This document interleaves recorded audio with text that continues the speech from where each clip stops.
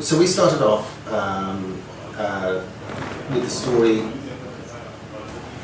mapped out pretty much, about 4.5 years ago. Yeah. So we started to work on that. We started working on the engine. We started working on the characters. We started working on all that kind of stuff. We knew we wanted this kind of teen horror slasher feel to it, and that's very American. It feels like a very kind of stateside genre. There's no way that I could write English-speaking American proper, colloquialisms, and also I'm just not a talented writer like that, like and Larry. So very talented. so we actually went to the States. We didn't know Larry Graham at all. We wanted horror writers and directors to do it. So where you get this kind of appearance of cheesy dialogue is because we wanted to put that in at the beginning. Get that kind of feel of, okay, we know what's going on there, but we wanted to have that kind of elevated stuff where the dialogue, when you start playing it through, you get these layers of subtlety, and characters change, and it becomes as the threat builds, and this kind of whole Maslow's hierarchy of needs that a bunch of teenagers who basically want sex goes from being pompous and irritating to actually now I need to survive, and that dialogue becomes very real very quickly. So trying to get all that across and do it in a style that sort of fits with that, we had to go and get proper horror writers. And we spoke to a number, and Larry and Graham did us this test piece, and it was just awesome. It was just like, it was out of the league of everybody else. So we went through a number of fairly significant horror folk. Some of that stuff is still in the game. Yes, yeah. It survived through the original version. It was an early chapter, so we can still use some of it in the PS4 version.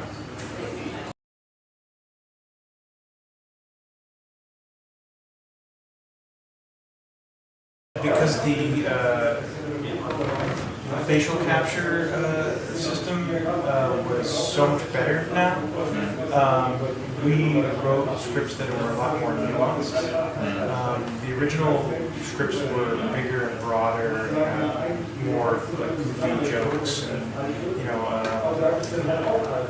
larger performative kind of things to tell the story. Because everybody had to telegraph everything that was happening. You might not be looking at them at any point. You might be looking over here, and characters over there trying to get your attention and tell you stuff. But in the third-person version, we had a better sense of what the camera angles might be. We told more like a film. We knew that there would be these close-ups where you'd be looking at a character who would be telling the story through facial, by looking around. That tells a story. That's a performance. So the dialogue was, say, a lot more sparse and a lot more subtle.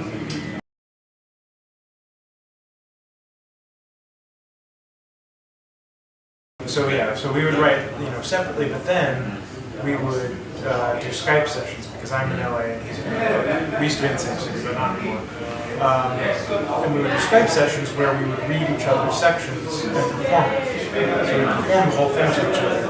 And Larry is an actor and director, and he's pretty well known as an actor, so he's very good. I'm not as good, but it made me much better to do this with him. And we would perform it all and punch it up and adjust it, and we would do this 2 or 3 times for every chapter, so that every line that's in the game, we had performed ourselves at least a few times just to make sure it all worked.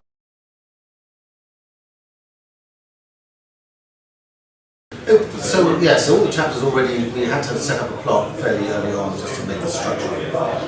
Then we had to design into the plot the branching and the idea of what couldn't happen.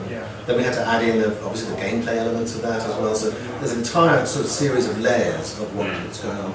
Plus there's the entire sections of idle dialogue as well, dialogue that you might never hear. That if somebody's hanging around and looking in a weird place, that will play and be in context. So effectively, it was like a cross between a script and a design doc. So it was that idea that literally everything that was going to happen, they got to be able to see that, and it was written as just like a scene script, and then we have requirements alongside that as well. So when we had when Graham and I would write a branching conversation, we knew where we had to end up in order to get to the next set of branches. How we got there was, Larry and Graham had to kind of come up with a way that made it feel, A, natural as part of the conversation, And also, it was a back and forth process in a lot of ways. Because sometimes a scene would be designed, we'd start filling out the dialogue and realize the characters would need to act a particular way, or we need to, so we'd go back and forth a little bit.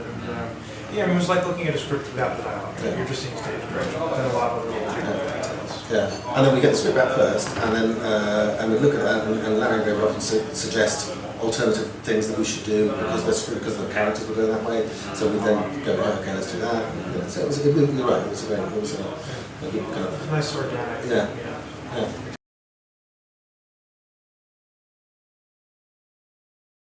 Yeah, I mean, there's a lot for me. There's Cabin in the Woods. There's kind of the original Cabin in the Woods, which is kind of the Evil Dead, Evil Dead 1 and 2. There's Shining, there's Saw, there's Psycho, there's loads. I mean, they all have little kind of influence. Scream, that's good. I Know What You Did Last Summer. We also did took a leaf out of Final Destination with some of the deaths, and so yeah, I mean, I don't know. I mean, My Bloody Valentine. Yeah. For me, like The Changeling is one of the greatest horror. George C. Scott. Oh my god, it's one of the best. Yeah, there's a whole. Which one? The Changeling. It's a TV Mediac. Back in the 70s or early 80s. 79. 79. Yeah. It's just phenomenal. It's the greatest haunted house movie ever made. The Ring takes almost all of its major elements except for the video. What is that thing from it? Yeah, I gotta watch this. Oh, it's so good. And it's George C. Scott as well. He's just brilliant. He's just The opening sequence is one of the greatest opening cold opens of a movie I've ever seen. It's just great. Have you seen it? Do you know it? The Changeling? Yeah. Maybe a little bit. I'm not sure what's the German title. That's why. It's oh man, it's really good. Check it out.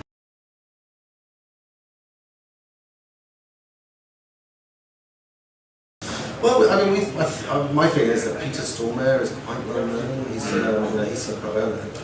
And Hayden Panettiere is massively well known. They're more famous in American TV than film. Yeah. So Hayden, Brett Dalton is obviously, he's from Agents of S.H.I.E.L.D., the Joss Whedon thing, and we've got Rami Malek, who's Mr. Robot.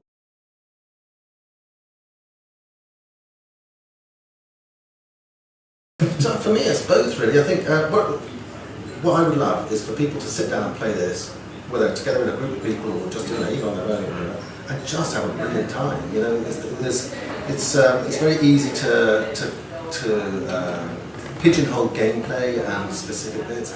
I'm always very loath to do that now. I think the gameplay is obviously it's all the exploration, the shooting, the combat, the working stuff out. I mean, standard adventure game stuff. It's like without the point and click.